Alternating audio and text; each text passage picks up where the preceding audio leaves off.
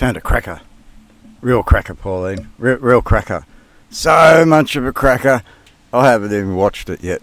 Let's watch it together. Let's watch it, shall we? Let's watch it together. I found Jacinta only a couple of days ago too. Like hanging around with that Menzies model, the Menzies model, Pauline. That Menzies model, Pauline. Like, is there always a model inside there? Is it like an axis of some kind, like a stab through the heart? Let's watch this together, Pauline. But before we do that, let's tell a story. Right. So remember now, like when all those kids are smashing all those windows in the shops in Alice Springs. Like remember that now. Remember? Remember all those youth problems that caused that Queensland Commissioner to put together a youth task force because he just couldn't cope with their command, a failure of command, Pauline, Pauline. But remember back in 2009. Remember when they were all smashing the windows? Like it's a coincidence, isn't it, Pauline? That financial collapse 2008 had something to do with them all smashing windows in 2009 and 2010 and again now this year, Pauline. This year, why is that? Is there some failure of command, or is it not a failure of command, Pauline? Or is it not a failure of command, Pauline? So is it all the kids? Because let's go back, Pauline. Let's go back. So I was in this pizza shop, right? This pizza shop in Alice Springs. I think Lynn's the owner. She may just work there. I'm not sure, but Lynn's very friendly with all the Aboriginal women, Pauline. Very, very friendly. She helps them out a lot. And I was out the front of this pizza shop. It must have been about like 1 o'clock in the morning. And I think I bought the last 2 pizzas that were in the window there, and I was giving them away to all the kids in Alice Springs, Pauline. I was handing out the pizza to all the kids in Alice Springs.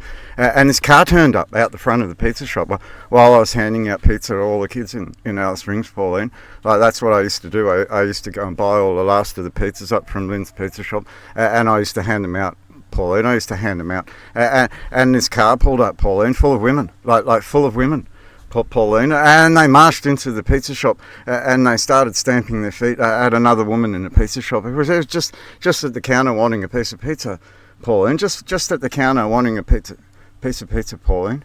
And these women from this car, they all came into the pizza shop and they were all starting to tanty like crazy, and everyone out the front was like starting to giggle and laugh, and all these boys that you blame for all these problems, Pauline, like that, they were standing on the sidewalk eating pizza, and we were all watching this incident, right, Pauline? And these women, right, Pauline, and they went into the pizza shop and started ransacking the pizza shop, Pauline, like started ransacking the pizza shop. They went behind the counter and they started like making a hissy fit and tanty, and I don't know what the entire deal was. I was oblivious to what was going on, Pauline. I was just watching this ruckus go on, and then all of a sudden a kangaroo tail came out of nowhere, Pauline. A kangaroo tail came out of nowhere, and it was swinging around in the air like a club. Like it was so funny, Pauline. Like this kangaroo tail going around and around and around and around like a helicopter, Pauline. Like it was so funny. And it hit things and it hit more things, and it went around and around, and then a big brawl ensued between all these women, Pauline, and then all of a sudden one of these women goes back to the car, Pauline, the car that she came out of, Pauline. This is the funniest part about it, Pauline. The car that she came out of, Pauline, and she goes and opens the boot, right, Pauline, and she gets this metal jerry can, you know, those 20-litre metal jerry cans that you put petrol in, Pauline, those jerry cans that if you need to go out into the bush long way, you need petrol, Pauline. So you have petrol can in boot, Pauline. So gets this petrol can and goes and jumps on the roof of this car, Pauline, and starts smashing all the windows of this car right outside the front of the pizza shop, Pauline. After this big ruckus with the woom kangaroo tail going around in circles, it was so funny. Smash. Now the car's got no windows, Pauline, and everyone's like having a big hissy fit. And now the lady that owns the car's like going off in hysterics, like screaming and shit. it, and the whole street's just like in hysterics, laughing at all of this stuff, Pauline. All the young lads in Alice Springs stopped to watch, and Lynn's petrified, trying to shut the door to the pizza shop,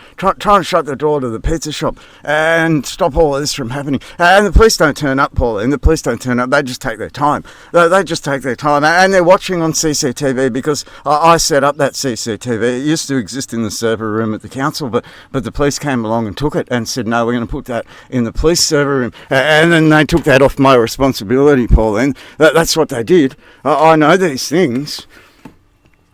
Right, so these women, they just caused a big ruckus. And that's my story from Alice Springs. And now we're just going to listen to Jacinta together, okay?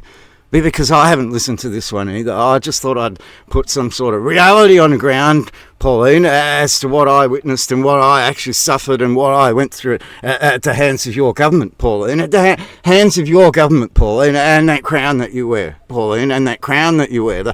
That's what I've suffered, like watching all of this stuff because you create it.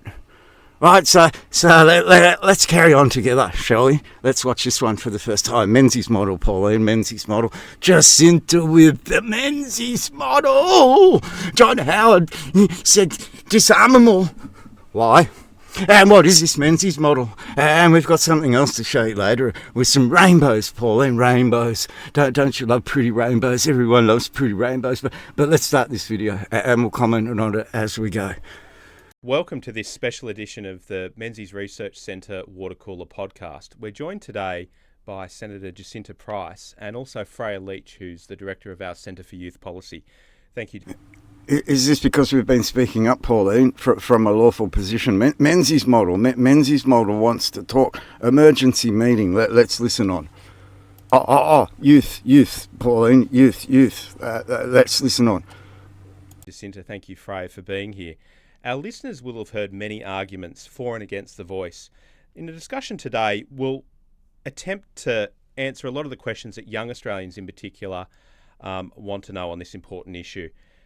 Look at that, Pauline, look at that. It's a threat to them, Pauline, it's a threat. And now they need to brainwash the young people. They need to brainwash our children, Pauline. And this is why they got the youth person. And Jacinta's helping the Menzies Model. Yeah, you know, John Howard's Menzies Model. You can't have guns. Why not, John? Why not, John? Look at the situation you've left us in. Why not, John? We're really grateful that Senator Price is available today and joining us. She's a Senator for the Northern Territory. She's also the Shadow Minister in Peter Dutton's Shadow Ministry for Indigenous Affairs. She's been working for 2 decades on Indigenous issues in the Northern Territory, but right across Australia. She's never afraid to call it like it is. They're really fortunate, Pauline, that this was all set up for them by the Dutton camp. Remember that? What was it, Cankest or Cancosta? I can't remember. We'll go over that. Cancosco. I can't remember. Was it swindle the money from the people into a company with no staff, no employees, no shareholders or anything? What the fuck's going on, Peter Dutton? Like that's a bit of a scam. And we have Jacinta being appointed by the Dutton model into the Menzies Model Forum. Emergency meeting, Pauline. Let's carry on with this youth emergency meeting, Pauline, by the women. Since 2015, she was elected to Alice Springs Council, where she fought hard to improve the lives of Indigenous kids and tackle the tough issues like domestic violence. You've been a senator since when? What was that, council? What was it, council? Can you tell me again? Was it ASTC? Was it that council in the desert, Pauline? And that council in the desert, Pauline? Ha! And she got voted in as what an ombudsman? No, councillor, no, an alderman of the Alice Springs Town Council, Pauline, where all that bullshit happened, and that server crashed, and that builder sued, and that criminal fucking asshole, Rex. Right, Jacinta.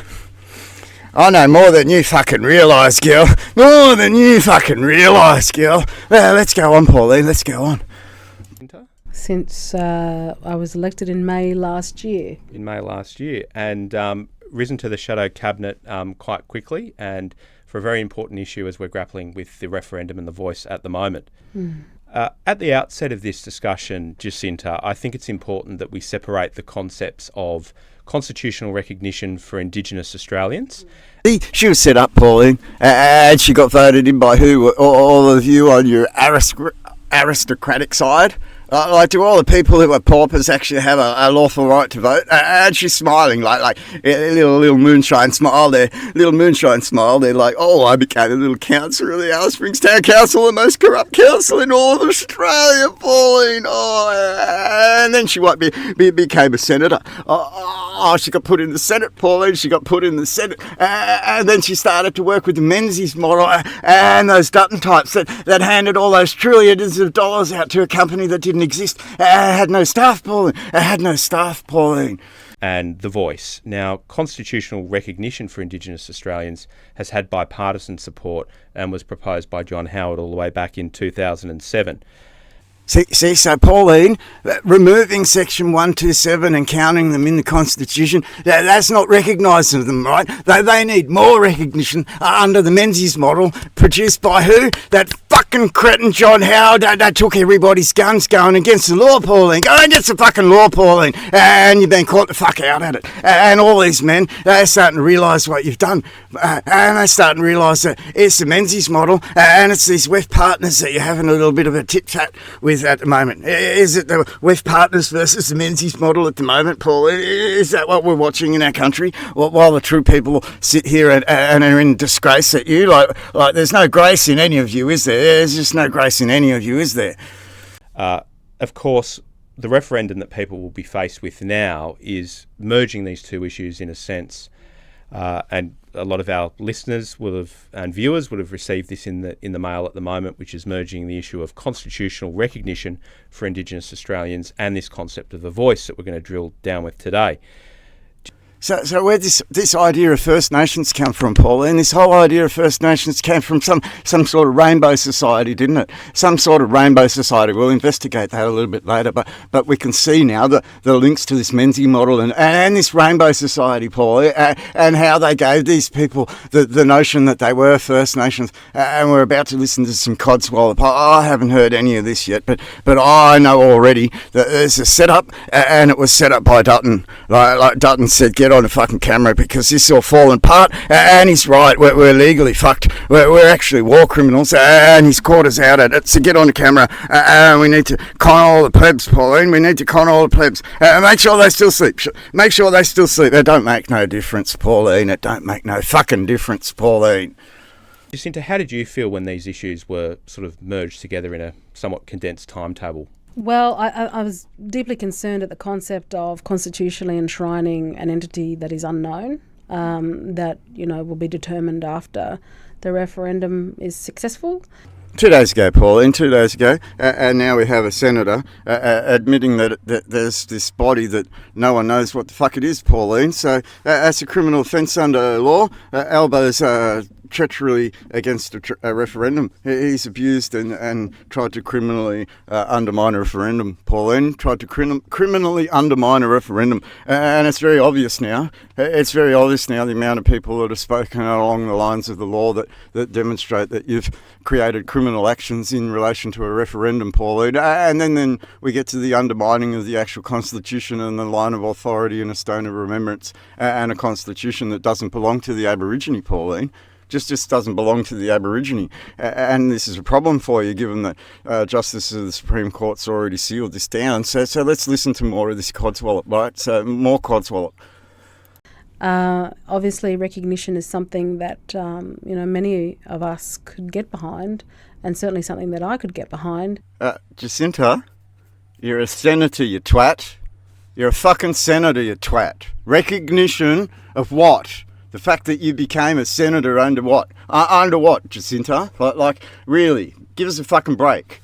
1967 referendum. Let's allow them to be counted. Let's allow them to come in if they want to come in. We want to come in. All right, come in. We treat you like everyone else. No, we want more. We want to be recognised. We are recognising you. No, we want more. You're a senator, for fuck's sake. Like, this is where we as Australians just say enough, Jacinta. How come the criminal offences, if this is the way you want to play with your Menzies model? Like, it's war crime time. This is war crime town.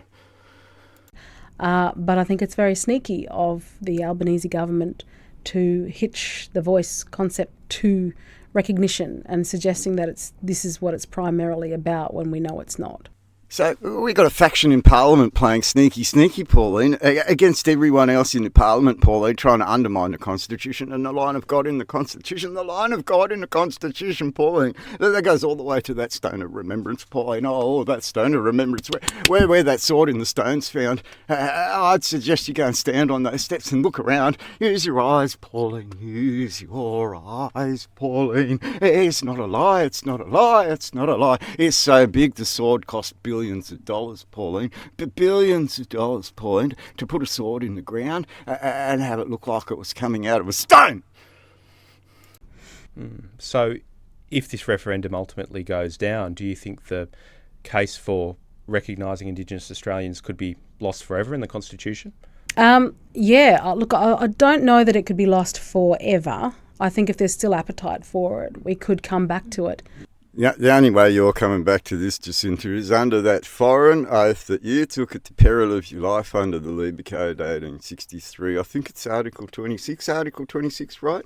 And that Labour Code became the actual Hague Conventions.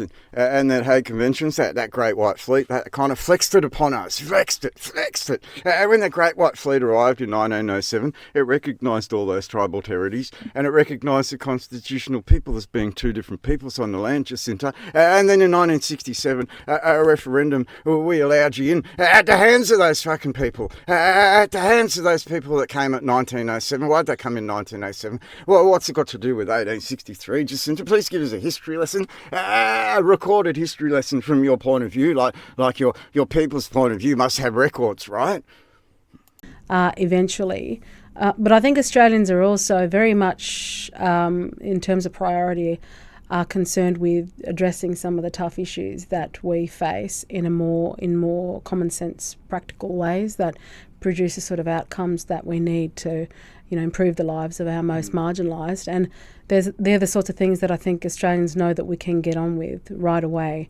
How, Pauline? By treating them like paupers and keeping them poor and policing them and fining them and invading their privacy and invading their children's privacy. Like how do you supposed to do that? Like there's no lineage to God and the foundations in that King's Domain in any of you. I'm just asking you how you're supposed to be doing that when you're a foreign imperial power, nannying them like the children, nannying them like the lunatics, Pauline, and nannying them like the pauperisms, Pauline. And here you are making promises that are actually treacherous to the actual Constitution, Pauline.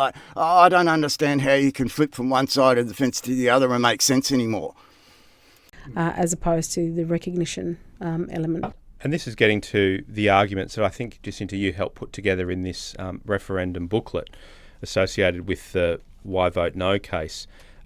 Jacinta, could you take us through a few of those? And, imagine you're talking to, say, a 20-year-old student, one of Freya's contemporaries, who's heard the arguments. They may have been told that it's racist to vote no. What would you be saying to them? Well, I'd say in 1967 we went through a referendum to allow the Aborigines to be counted in the Constitution and be treated as equal as everyone else. And since that time, Pauline, they just wanted more and more and more and more and more. More, Pauline, more and more and more and more, instead of addressing the powers that are inside the actual Constitution, Pauline. Instead of addressing the powers that are actually inside the Constitution, Pauline. Oh, those pauperisms, those pauperisms, Pauline, those pauperisms. Sure. Well, I would suggest to them, and I know it's very difficult at times, but we do have to remove some of the emotional aspect from this, because the Constitution belongs to every single Australian, and the decision to change, amend the Constitution is a huge decision. That's where you don't vote on something stupid that comes back to the law, isn't it, Jacinta? That's where you don't vote on something that's linked to a stone of remembrance to exist in the first place, that gives all of you a line of authority to actually be senators in the fucking first place. You don't fuck with that. at all. That's why Section 116 of the Constitution exists, Lydia. And we could say that everything that is the voice is based on an Aboriginal Dreamtime religion, and religion should not be spoken about by senators in the fucking parliament.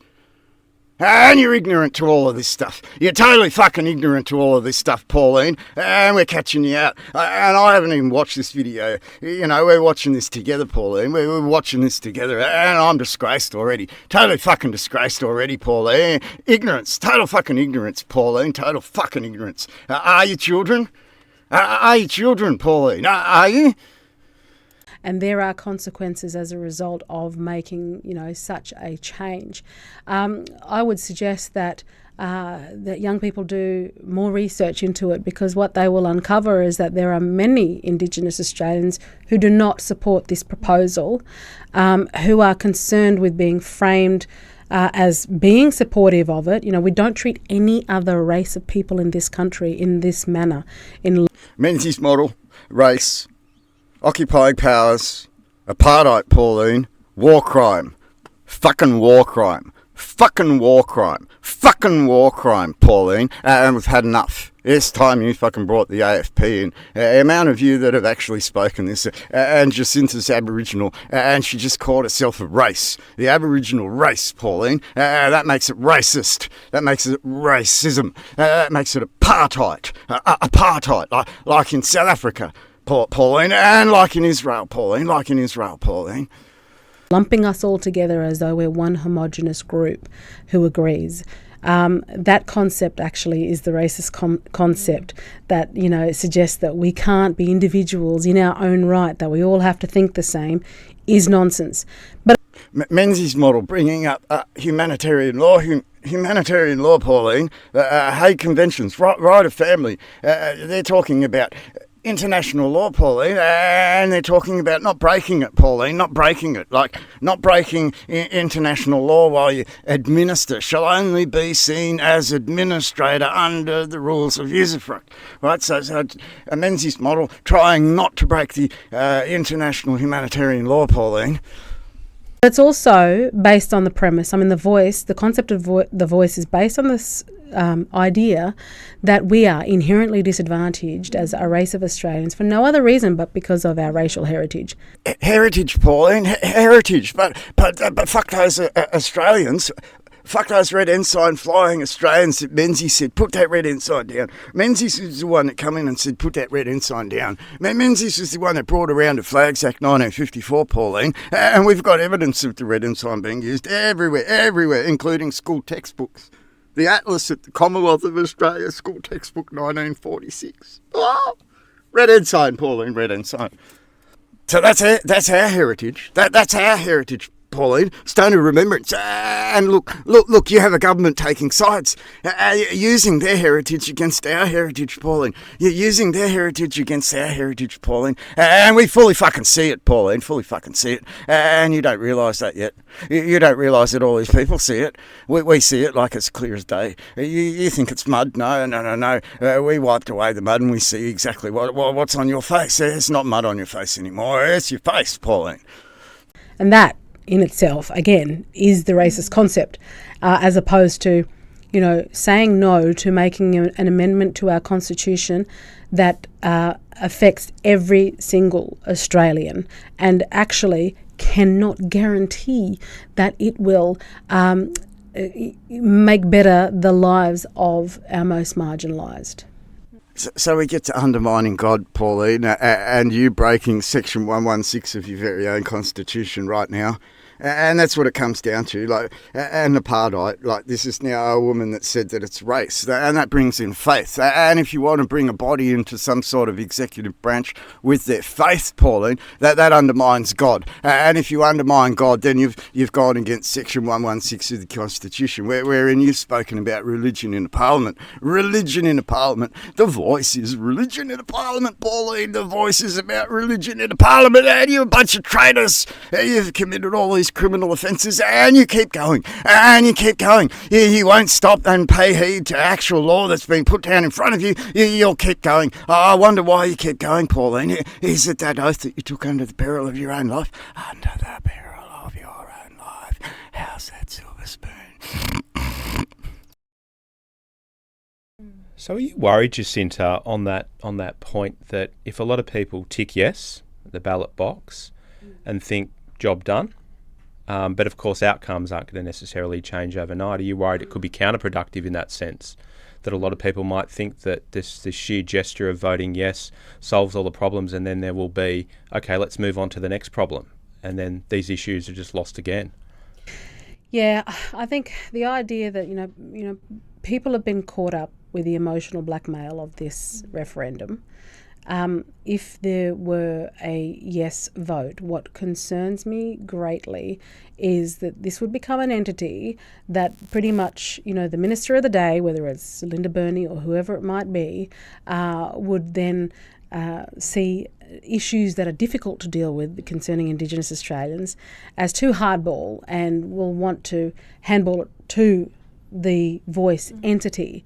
So Oh, no. Handball it to the House of Aboriginal Lords. Fuck off, Jacinta. Like we won't put up with that. And what you've set up is actually an act of war. And Lydia has basically spoken it very clearly. And you're speaking about breaking Section 116 of the Constitution, and therefore then are speaking about breaking Section 44 and Section 42. And we could go on. What's Section 115 define about what you talk about and what you do? Like, can we go a little bit deeper into this and really understand what the fuck you're doing?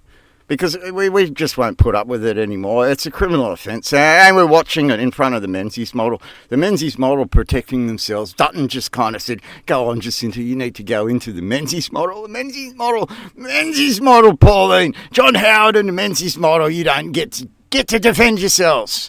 We'll send all your hardware off to the Ukraine, and we'll support Nazis, and we'll make you defenceless. Isn't that right, Johnny boy? Johnny boy, he knows all about it, those false flags that he creates, those false flags, while he's been trying to republic everything. While he's been trying to republic everything, is Jacinta a Republican? Is Jacinta a Republican, Pauline? ultimately, we'd be relegated as a race of people to this entity to deal with all of our issues that, again, it's not guaranteed that the voice will solve any of those issues whatsoever. No, they're not the Aboriginal Lords, are they, Pauline? No, those mining companies are, aren't they? And they set up all those corporations and let those Aborigines live in those houses like that. Well, while those activist Aborigines went out and promoted all of those oil interests, isn't that right, Pauline? It's where all of this First Nation rainbowy stuff comes from. All this First Nation rainbowy stuff. So true. And one of the assumptions behind the voice seems to be that somehow government will be able to solve all of these issues and close the gap. Like, if only we had more representatives, we could make representations, and somehow they would be distinct from the 11 Aboriginal members of Parliament we already have, then all of these problems will be fixed. Do you agree with the premise of that argument that government will even be able to solve all these problems? Solving problems for pauperisms, Pauline. Solving problems for pauperisms, Pauline. When the fuck has the government ever solved a problem in the last 70 years, Pauline, while they've been raping the usufruct? Raping the usufruct to the point of usurpation of the Crown under Letters Patent 1984, Pauline. Letters Patent 1984. And these Menzies kids, they don't know. They don't know what the fucking law says, Pauline. And they'll blab and they'll manipulate everything in politics. But then all these people come up with real law and stamp it all out of existence because they're playing all of this woke retarded stuff on behalf of rainbow people. People, Pauline. Problems? Look, it's not for government to solve, to solve all our problems. And government is a mechanism to, help alleviate or find some solutions. But ultimately, it's up to individuals to, it's an individual battle for us to be able to solve some of our problems. And part of that is having the opportunity, having the privilege of taking responsibility. And, when Aboriginal Australians are consistently told that we are oppressed and that we are victims, that mindset removes our agency. Oh, Lydia really loves those police, doesn't she? She really likes to play shows with those police, doesn't she? Oh, dragging that Aboriginal flag through the mud, doesn't she, Jacinta? On behalf of the Rainbow people. On behalf of the Rainbow people. Those First Nations Rainbow people, Pauline, those First Nations Rainbow people. And suggest that somebody else is responsible for our lives, being government or non-Indigenous Australians, as opposed to recognising that we are human beings and individuals and capable of, controlling our own destinies. I mean, controlling your own destiny means self-determination and international law, and you all failed that. And then you kept arguing for more in the Constitution because you failed that. And then you became a senator and couldn't recognise that that was a voice in the Constitution, but wanted more, always wanted more. And you didn't realise it was the Rainbow people undermining us. Federal Red Ensign and the Australian Imperial Crown, they came here to occupy in the very first place. That they came here to occupy in the very first place, Pauline. That they came here to occupy in the very first place. And what I would say to young people also is that, I'm a prime example, my mother's a prime example of what it means as human beings to take advantage of the opportunities that this country has to offer. My mother was born in the bush. Her first language was not English, it was Warlpiri, and there were several other languages she spoke before she spoke Warlpiri. She was promised in marriage as to become a second wife in an arranged traditional marriage. She rebelled against her culture because she wanted a future of her own. She wanted out of her community. She wanted an education. She wanted out of it, Pauline, out of it. What was established in 1907 at the Great White Fleet, and she wanted out of it, Pauline. She wanted part of the Constitution because the Constitution was better. It treated people fairer. It treated people fairer because it had a lineage and a God and an anchor in some sort of faith. And those justices, they led to that anchor and they held to that God. They held to that God because that God gave them oaths, Pauline. And you took oaths on those justices, Pauline. I'd suggest you ask those justices all about those oaths, Pauline, and ask the justices in the District Court of Queensland. You're a Queensland Senator, Pauline. Why are they recognising my oath in the District Court of Queensland, Pauline? Why are they recognising my oath, and why are they recognising it as being different and separate to their very own? But there are still young women in those communities under similar circumstances as my mother. Now, my mother went on to become a Minister of the Crown in the Territory Government, and she didn't need a constitutionally enshrined voice to achieve this. And now, as her daughter, I proudly have been appointed as the Minister for Indigenous Australians. No, she didn't need it, Pauline. She had it at the pleasure of the Crown after the referendum 1967. That gave her that voice. That gave her that right equal to everyone else. Equal to everyone else, Pauline. And since then, you've turned their whole entire native title scheme into a scam. Corporations, undermined actual Commonwealth with those corporations. And those activists, Pauline. And those rainbow activists that drag their flag through the mud, Pauline. Rainbow activists that drag their flag through the mud in opposition to the Menzies Model. In opposition to the Menzies Model that just wanted to disarm everyone like John Howard and change their flag into rule of law, Pauline, into rule of law instead of law of the land. And what was that Bush senior? He said it was the end of the law of the jungle, where everyone will be by rule of law and the law of the jungle will be gone. No more law of the land, all rule of the sea. The sea monsters are here and they're on our lands and they're invading us with the rainbow people, aren't they? They're invading us with the rainbow people, aren't they, Pauline? And I didn't need a constitutionally enshrined voice to achieve this for myself. So there's plenty of living examples of successful Indigenous Australians in this country who did not require a constitutionally enshrined voice to become successful Australians. Such is the truth of the matter, Pauline. Even if these young ones are ignorant of occupation and administration under the rules of usufruct, and what land warfare and capitulation and armistices actually mean, Pauline. And when you overstep those rules and go outside of those rules of international humanitarian law and commit those international war crimes, I think the young people are a little bit ignorant of a few things, and we're sort of seeing this, aren't we? And that, to me, this voice has the potential to undermine that, I believe.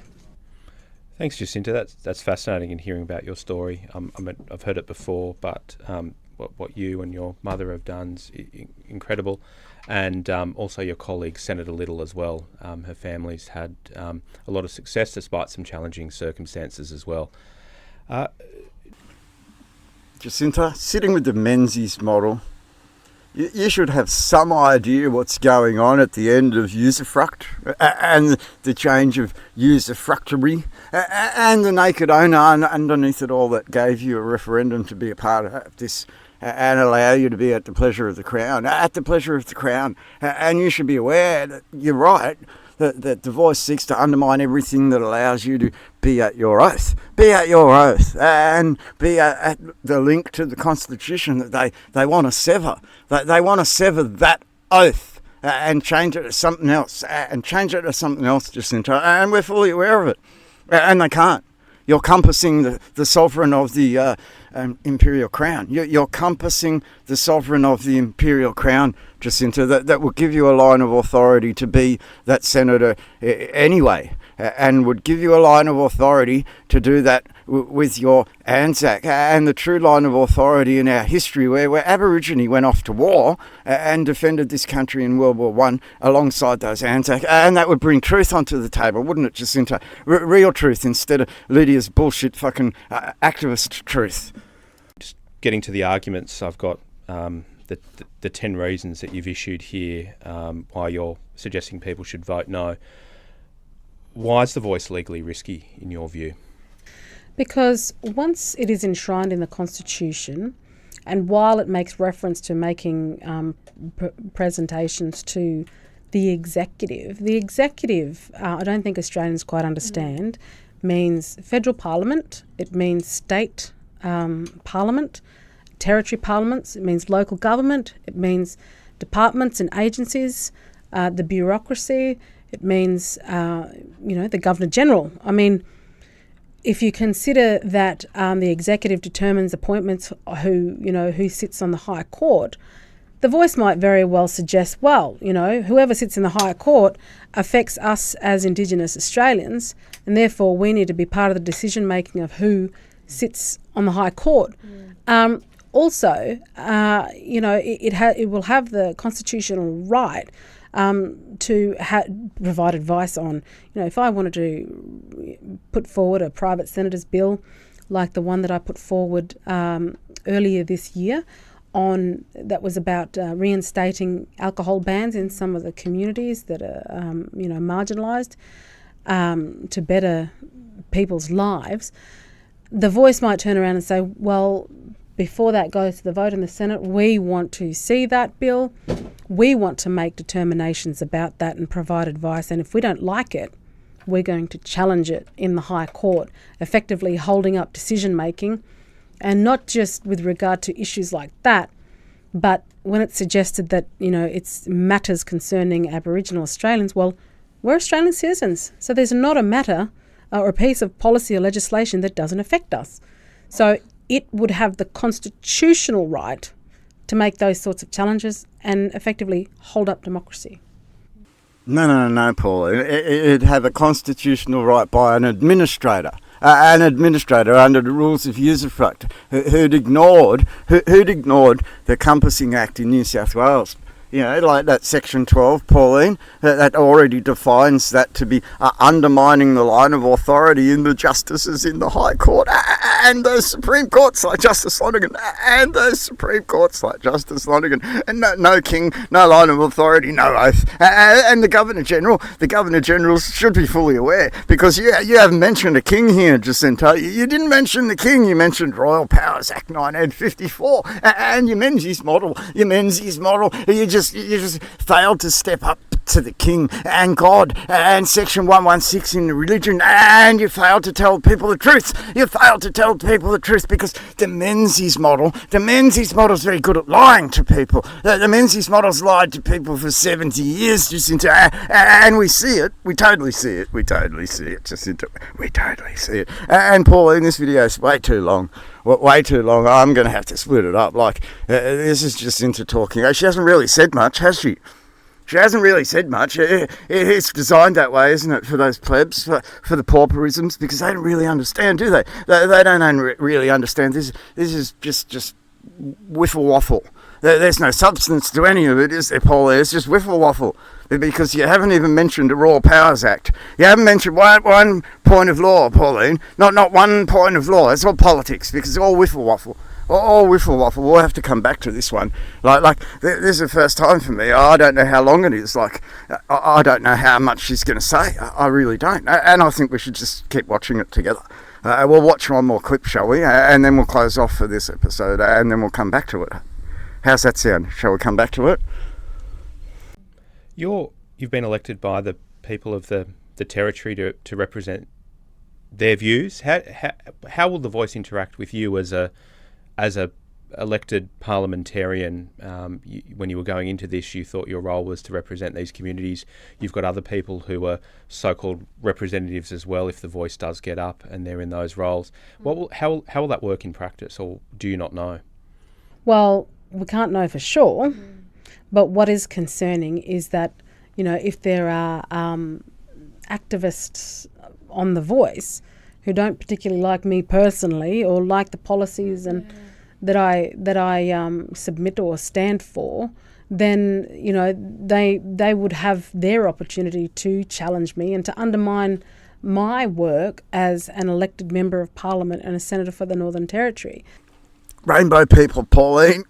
Rainbow people are overtaking the equal right to be men together and have the law be equal among men.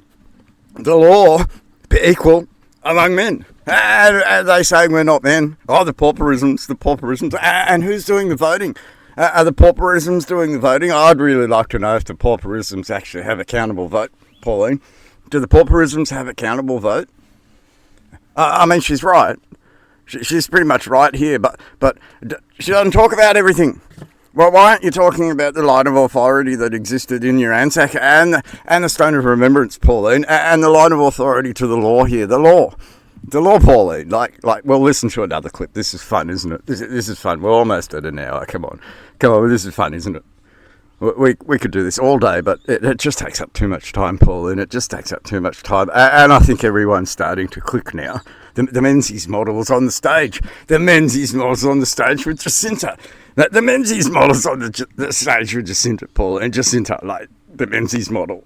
The Menzies model, Pauline. The Menzies model. And if you listen to the proponents of The Voice, they're already suggesting that, as the 11 Indigenous federal parliamentarians, that our voice is not legitimate enough for representing Indigenous Australians, according to them. So therefore, they don't have a respect for us. We have heard from proponents of The Voice that they would use The Voice to punish politicians who don't agree with them. I think we have enough for a January 6th insurrection-style investigation, Pauline, and I think we have enough to send, a lot of people to jail. They burnt the fucking Parliament door down, but the activists, the rainbow people, the West model rainbow people burnt the Parliament door down to overtake from the Menzies model. While ignoring the imperial model, right? The true model. The one that's under administration, while you act as administrators fighting between each other over who's going to administer the tards, Pauline, over who's going to administer the poor, with the pauperisms. That's kind of funny, isn't it? But the Menzies model, the Menzies model. There's law on the table, Pauline, and the Menzies model seems to fare better at this law than the West model. But you committed international criminal offences, so I think that's why you're all scrambling to go to another Voice, because you want to change the line of authority that's going to point out all those criminal offences, Pauline, all those criminal offences. That's becoming reality, isn't it? And we can close off on this video. I think that's the last two comments from Jacinta basically nail it on the head. And you're starting to realise now that you're kind of stuck at the law. And those justices need a line of authority in God to be able to hold that law in that High Court in the first place. And Justice Lonergan knows that. And Justice Lonergan saw in me that I wasn't a criminal. I was something more special than that, Pauline. I was something different. You can see that, by the way. Justice Lonergan's detailed everything from Matthew Reason's statement out onto the public record, Pauline. Out onto the public record. It's kind of funny, isn't it? It's kind of funny. Matthew Reason's a twat, isn't he? He's a total twat. But look, we've got it all on the court record because of these incompetent police, like these rainbow people, Pauline. These total rainbow people. Can you see the rainbows? Like I see rainbows. Do you see rainbows? Do I see Kermit the Frog? Is Kermit out there singing? Is it a rainbow or is it purple? Purple day? Purple day.